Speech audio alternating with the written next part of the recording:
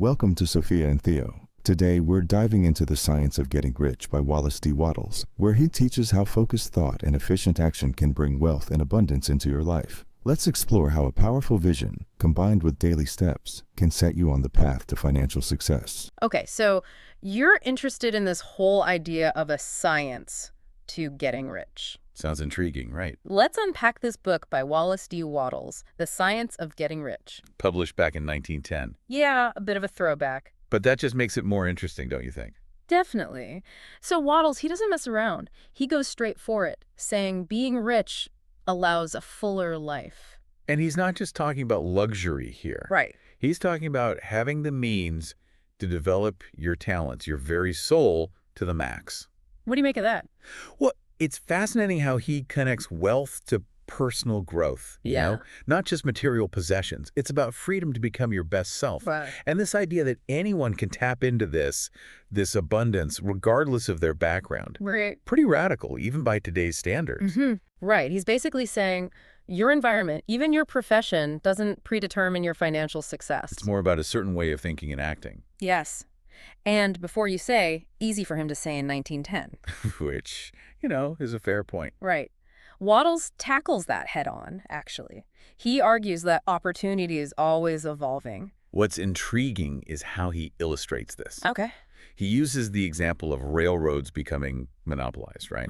But then he points to these emerging industries, like electric trams, even hinting at aerial transportation. Wow. He's basically telling his readers, don't be limited by what's currently popular, look for that next big thing. That guy was onto something with that aerial transportation prediction, by the way. So how do we tap into this certain way he keeps mentioning? Wattles was a big believer in the power of visualization. Not just like vague daydreaming, but crafting a crystal clear picture in your mind of the life you desire. Okay.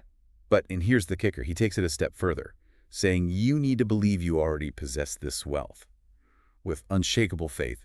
It's like he's tapping into a spiritual law here, this connection between thought and tangible results. That's where it gets really interesting. Right. He talks about this thinking substance or original substance, this energy that makes up everything in the universe. Yeah. And he suggests that by concentrating our thoughts, fueled by unwavering faith and gratitude, that we actually influence this substance to materialize our desires. Wattles uses the analogy of a child playing the piano, suggesting that, the universe itself desires to experience music through that child. It's like our aspirations are the universe's way of expressing itself. Okay, that's a pretty wild concept. But let's be real, it's not just about sitting around wishing for a mansion and a yacht to magically appear, right? Absolutely not. No. Wattles is very clear. Action is essential. However, not just any action. He emphasizes efficient action.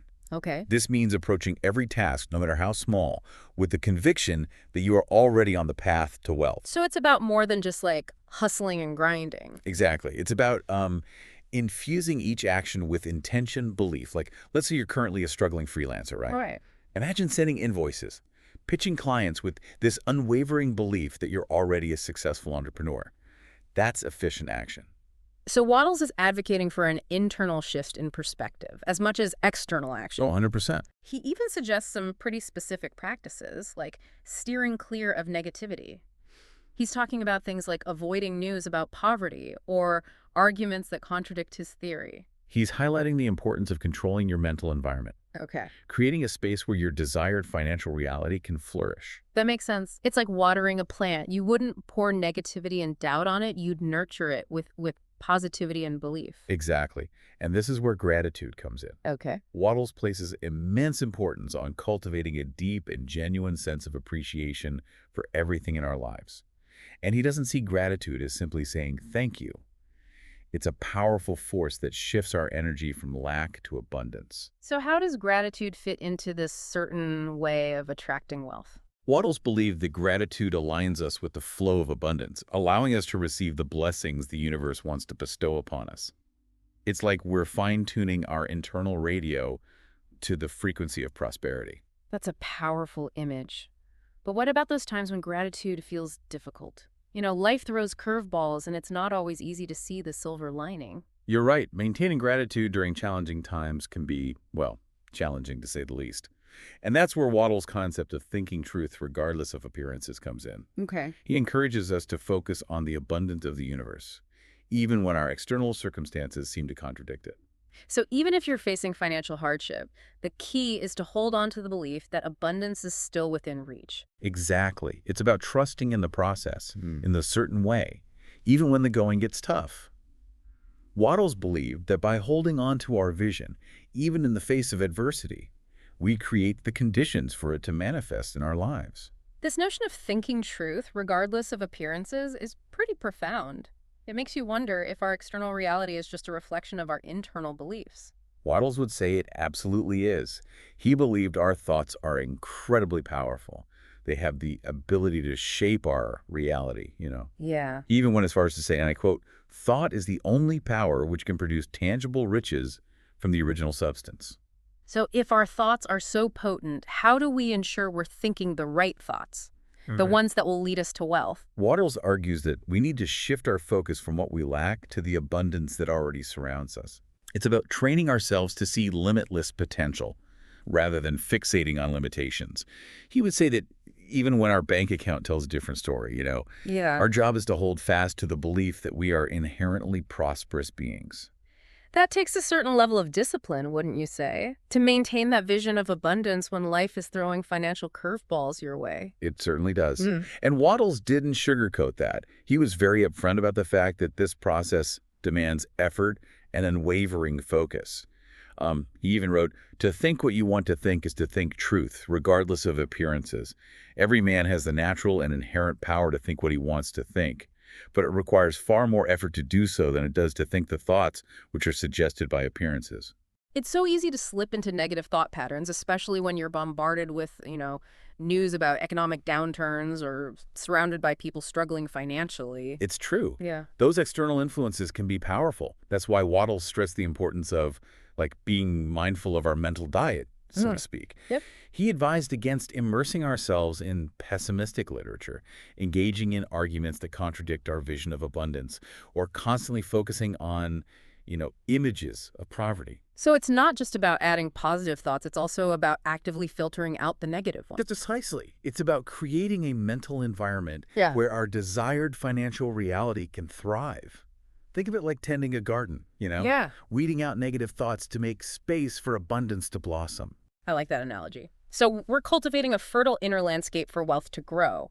But where does this original substance fit into all of this? It seems pretty central to Wattles' philosophy. It is.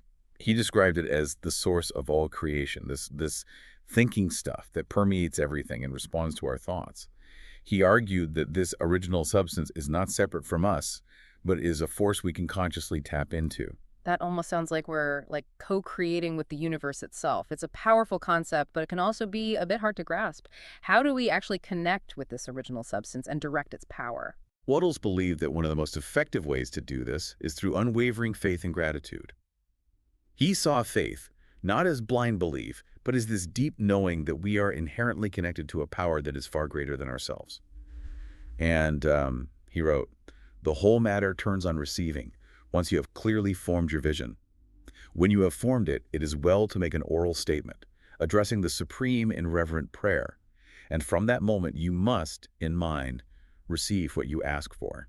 That suggests that it's about more than just wishing or hoping for wealth. It's about embodying the feeling of already possessing it. Exactly. It's about cultivating a mental state of actual present ownership, where we experience the joy and gratitude of having already received what we desire. Wow. It's about living as if our desires are already being fulfilled, even if they haven't yet materialized in the physical world. So it's not about denying our current reality, but about shifting our internal state to align with our desired reality. You've got it. Wattles believed that the more we can live in that state of actual present ownership, the faster we attract those desires into our physical experience. It's almost like we're bridging the gap between our inner and outer worlds. Precisely. And gratitude plays a crucial role in this process. Okay. Wattles believed that gratitude is not just about acknowledging the good things in our lives, but about actively aligning our energy with the flow of abundance. He wrote, "The grateful mind is constantly fixed upon the best. Therefore, it tends to become the best. It takes the form or character of the best. and will receive the best. So by focusing on gratitude, we're essentially tuning ourselves to the frequency of abundance. Exactly. And when we operate from that frequency, we become a magnet for the things we desire. Okay, so we're cultivating a mindset of abundance, visualizing our desires, expressing gratitude, and taking action. It sounds like a pretty comprehensive approach to wealth creation. But where does, choosing a career path fit into all of this? Does Wattles believe there's a right profession for getting rich? That's an interesting question. While Wattles acknowledged that certain professions might, naturally lend themselves to greater financial gain, Yeah. he didn't believe that our choice of work determined our ability to become wealthy. So you don't have to be a Wall Street tycoon or a tech mogul to be successful? Not according to Wattles. He firmly believed that success is possible in any field, as long as we're willing to apply the principles he laid out. He wrote, "Success in any particular business depends for one thing upon your possessing in a well-developed state the faculties required in that business."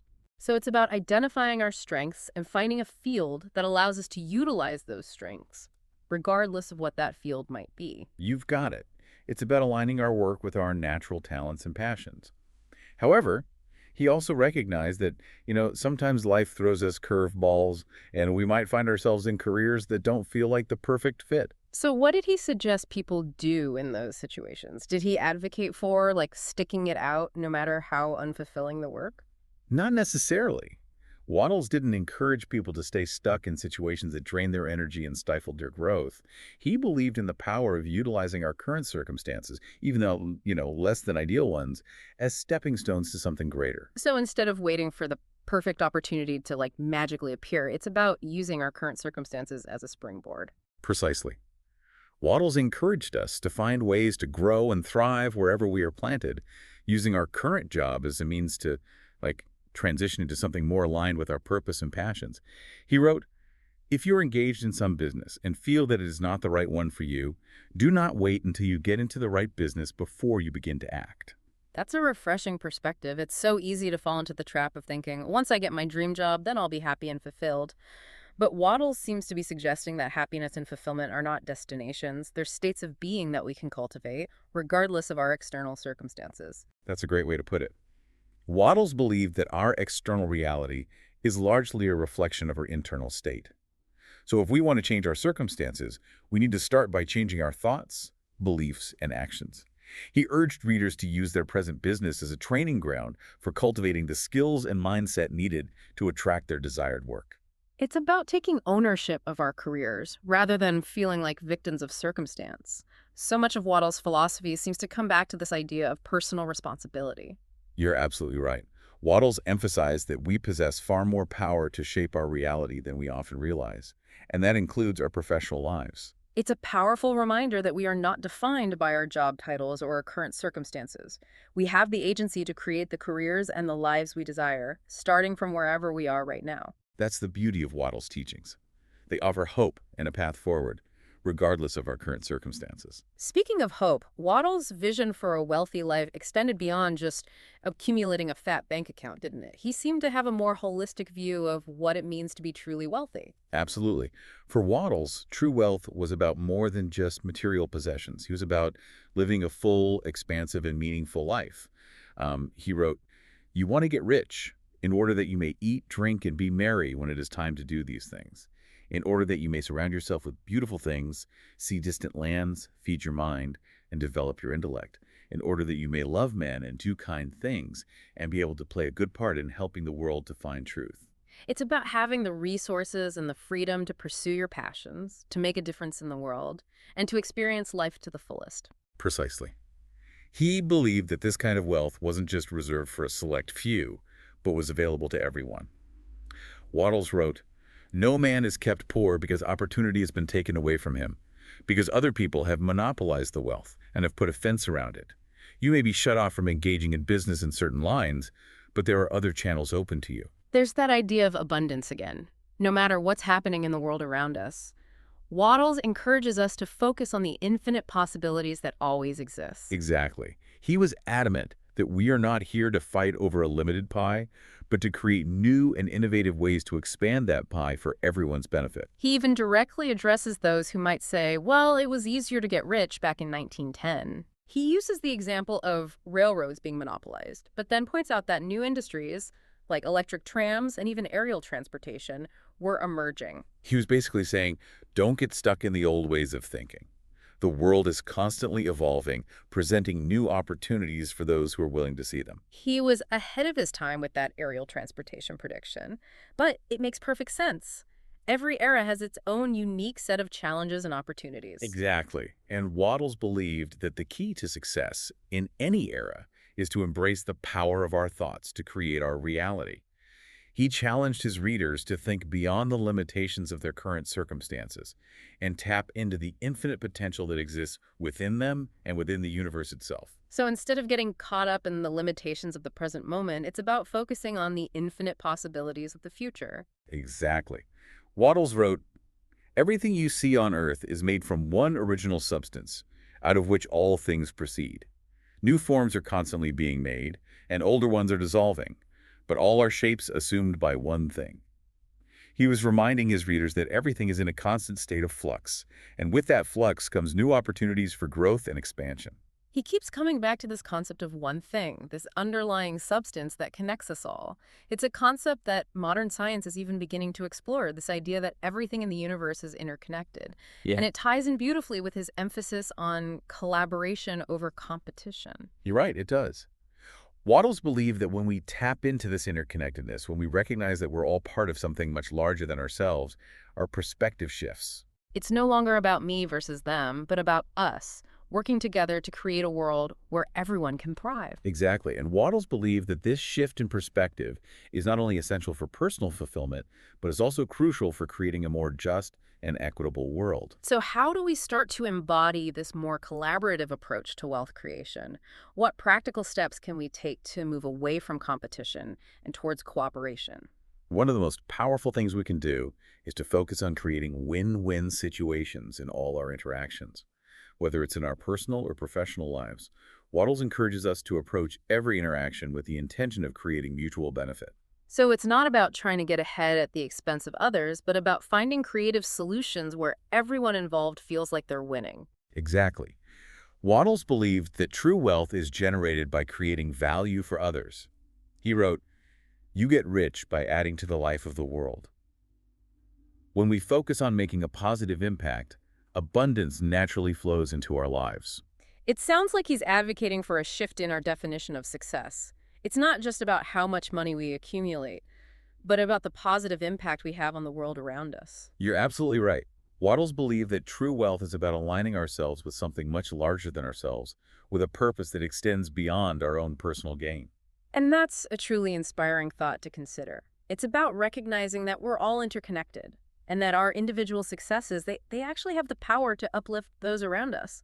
It's a beautiful vision. It really is. Makes you wonder, like, if everyone adopted this collaborative mindset, could we actually create a world where everyone has the opportunity to thrive? That's the million-dollar question, isn't it? Right.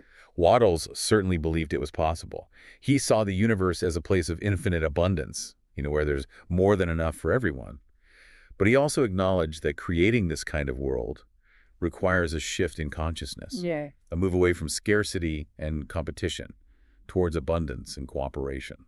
So how do we start to make that shift? Where do we even begin? Well, Wattles would say it starts with each of us taking personal responsibility for our thoughts, our beliefs, and our actions. Okay. It's about recognizing that we have the power to choose abundance, to focus on the good, and to act in a way that benefits not only ourselves, but also the world around us. He also talks about the importance of giving more than we take in all areas of our lives. What did he mean by that? Wattles believed that true wealth is generated by creating value for others. Okay. He encouraged his readers to always strive to give more in use value than they received in cash value in every transaction. It's about approaching our interactions with the intention of leaving people better off than we found them. Wow. Whether it's through our products or services or simply through our presence and our energy. It's like that idea of like paying it forward. Yeah. When we focus on giving, we create this like ripple effect of abundance that extends far beyond ourselves. It seems like generosity is a key part of Wattles' formula for success. Absolutely. He believed that generosity is not just a virtue, but is also a powerful magnet for attracting wealth and abundance. He wrote, You must get rid of the thought of competition. You are to create, not to compete for what is already created. You do not have to take anything away from anyone. When we operate from a place of abundance, we naturally want to share that abundance with others. It's about recognizing that our own prosperity is not separate from the prosperity of others. We're all in this together. Yes. And when one of us rises, we all rise. Beautifully said. Wattles would wholeheartedly agree with that sentiment. Now, while Wattles emphasized these practical aspects of wealth creation, like cultivating the right mindset, visualizing our desires, and taking aligned action, he also acknowledged the spiritual dimension of this process. Yeah, that's an aspect of the book that I found particularly intriguing. He seemed to be drawing from a variety of spiritual traditions without aligning himself with any one religion in particular. You're right, he did. While Wattles didn't subscribe to any specific dogma, he believed that true wealth is not just about material possessions, but about aligning ourselves with a higher power, a universal intelligence. Okay. He referred to as the original substance. So it's about more than just setting goals and taking action. It's about tapping into a power that's greater than ourselves. Exactly. Wattles believed that when we surrender to this higher power, when we trust in the wisdom of the universe, we open ourselves up to a flow of abundance that's far beyond anything we could achieve on our own. It's about recognizing that we're not alone in this journey, that we have like a powerful ally on our side. You got it. And that ally is not some distant deity sitting in judgment, Right. but the very fabric of reality itself, this original substance that is constantly responding to our thoughts and beliefs. Wattles wrote, "To be successful, you must think success and expect success, no matter what the environment or the people about you may be." That's a powerful reminder that we have far more control over our reality than we often realize. Absolutely. And that control comes from aligning ourselves with the laws of the universe, with the principles of abundance, gratitude, and unwavering belief in our ability to create the lives we desire. So what's the one thing you hope our listeners take away from this deep dive into the science of getting rich? If there's one key takeaway, it's that our thoughts have power. Wattles, he challenged his readers to question their limiting beliefs about money, about abundance, and about their own potential. He offered a path, a certain way, not just to accumulate wealth, but to cultivate a life of purpose, meaning, and contribution. It's about recognizing that we are all powerful creators, capable of manifesting our deepest desires and making a positive impact on the world. Right. It's an empowering message, and it's one that continues to resonate over a century later. It certainly does. And it's a message that's needed now more than ever, I think. Well said. This has been an incredibly insightful journey through Wattles' work. Thank you. Thank you for sharing your wisdom with us today. It's been my pleasure. I always enjoy diving deep into these transformative ideas. And to our listeners, if you're intrigued by what you've heard today, we encourage you to pick up a copy of The Science of Getting Rich and explore these principles for yourself. Yeah. It's a book that has the potential to shift your perspective, unlock your potential, and inspire you to create a life of abundance and meaning. And remember, the journey of 1,000 miles begins with a single step. Start today.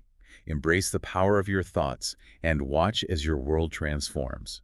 Thanks for joining us on this deep dive into the science of getting rich. Until next time, keep exploring, keep growing, and keep believing in the power of your own potential.